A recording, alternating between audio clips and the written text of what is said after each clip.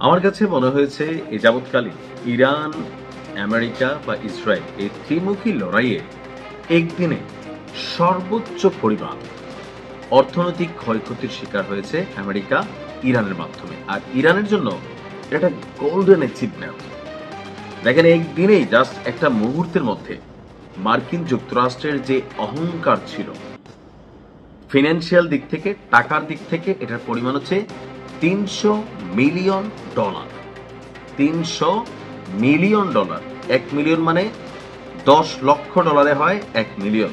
তার মানে কত লাখ ডলার? 3,000 লক্ষ ডলার মেশিনটার দাম। তবে আমি দামের দিকে যাচ্ছি না, এই কারণেই যে যুক্তরাষ্ট্রের তো টাকার অভাব নাই। আমরা হয়তো এটা অনেক বড় ভাবতে পারি, বাট যুক্তরাষ্ট্র বানায়। আমি বলছি এই জায়গায় যে এই যে মেশিনটা যুক্তরাষ্ট্রের অত্যাধুনিক প্রযুক্তির যে সর্বশেষ কিছু সংস্করণ আছে আকাশ প্রতিরক্ষা সিস্টেমের, এর মধ্যে একটা হচ্ছে থাদ।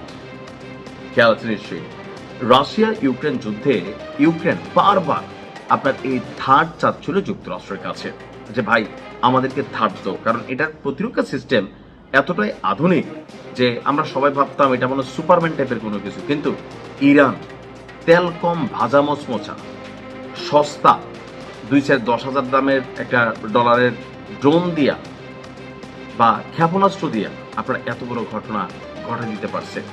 দর্শক, যুক্তরাষ্ট্রের $300 মিলিয়ন মূল্যের থার্ড রাডার ব্যবস্থা ধ্বংস করে দিয়েছে ইরান। এই মুহূর্তে সারা পৃথিবীতে মাত্র 8টি জায়গায় এই থার্ড রাডার ব্যবস্থা অ্যাক্টিভ আছে। এর মধ্যে দক্ষিণ কোরিয়া, গুয়াতেমালা সহ আর বেশ কিছু জায়গায়।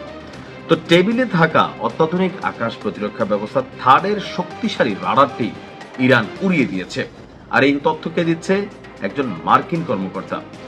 জর্ডানের মুয়াফাক সাউতি বিমান ঘাটে অবস্থানরত $300 মিলিয়ন মূল্যের এই ANTPY রাডারটি ধ্বংস হওয়ায় মধ্যপ্রাচ্যে যুক্তরাষ্ট্রের যেই ক্ষেপণাস্ত্র প্রতিরক্ষার সক্ষমতা সেটা চ্যালেঞ্জের মুখে পড়েছে।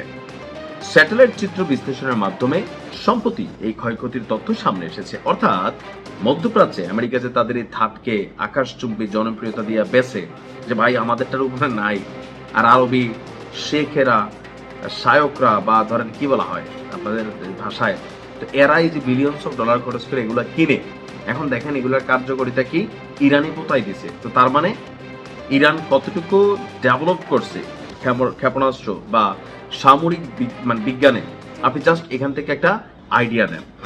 বলা হচ্ছে যে গবেষণা সংস্থা foundation for defence of democracies তাদের বক্তব্য অনুযায়ী জর্ডানে 2টি ইরানি হামলার খবর পাওয়া গেছে। প্রাথমিকভাবে সেগুলো প্রতিহত করার দাবি করা হলেও পরবর্তী সময়ে বাণিজ্যিক স্যাটেলাইট চিত্রে রাডার এবং এর সহযোগী সরঞ্জামগুলো ধ্বংস হওয়ার প্রমাণ পাওয়া যায়। সামরিক বিশ্লেষকদের মতে থার্ড রাডারের উপর এই সফল আঘাত ইরানের অন্যতম বড় সামরিক সাফল্য হিসাবেই আপনার সামনে এসেছে।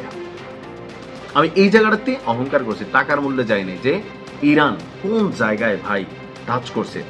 যুক্তরাষ্ট্রের এই terminal high altitude area defence বা থার্ড ব্যবস্থাটি মূলত বায়ুমণ্ডলের কিনারে থাকা ব্যালিস্টিক ক্ষেপণাস্ত্র ধ্বংস করতে সক্ষম। বর্তমানে এই রাডারটি অকেজো হয়ে পড়ায় ক্ষেপণাস্ত্র প্রতিরোধের মূল দায়িত্ব সেই আগের দিনের প্যাট্রিয়ট সিস্টেমের উপর বর্তাবে। এখন ইরান যে আসলে কোন লেভেলে যাইতো, খালি আল্লাহ যে টিকাই রাখতো, বিশ্বাস করেন এগুলো দেখলে আশ্চর্য লাগে। হয়তো আরো এমন অনেক কিছু ভান্ডারে আছে, আমরা সময় হলে দেখবো। ভালো থাকুন।